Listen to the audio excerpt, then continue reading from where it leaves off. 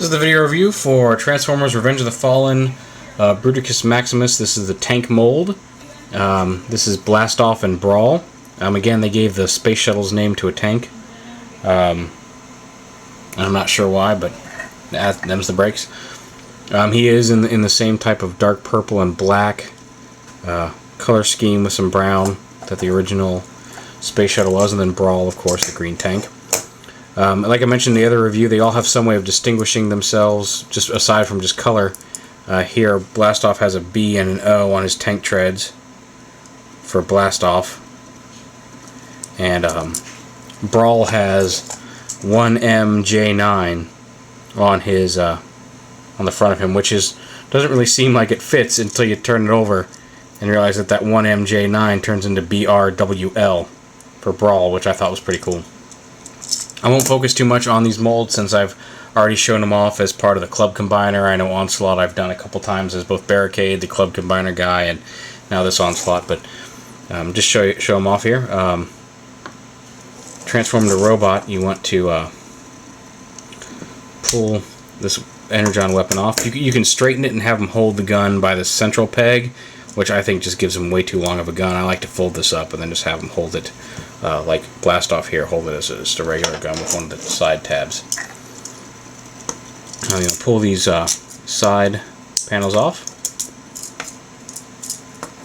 And then you want to take this this whole torso piece and rotate it, both pieces of it, the bottom green bit, and then just take this upper piece and rotate that around like that. Then you pull the arms off to the side here. Oh, actually, sorry, bring that back around like that. Flip the head down, rotate the head facing forward, and then bring this piece up to the chest and just plug it in like that. And then you want to flip his guns down so you can rotate his arms around, and then just snap those into place like that. You can't bring the gun down.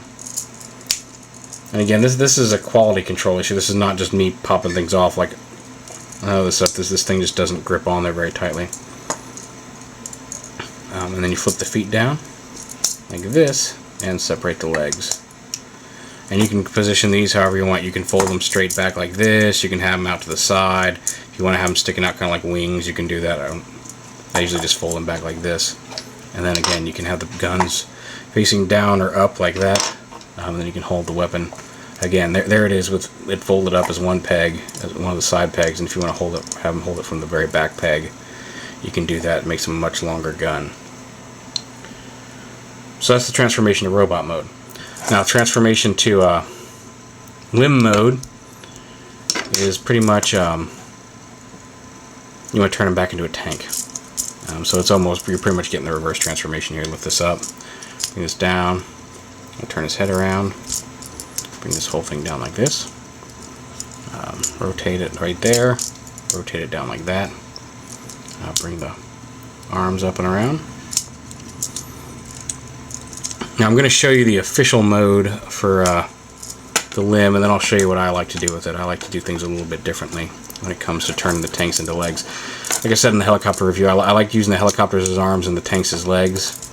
I'm going to show you the leg mode I use, but essentially just like the helicopter, the limb mode is exactly the same. It's just a matter of how you position this. You either peg it into the bottom flat like this as a foot, or you peg it into the same place on the bottom, fold it up like that to be like a hand with the two fingers and the thumb over here. That's the only difference. I'm going to turn him back into a tank like this, close all this back up, and like I said, you essentially have this.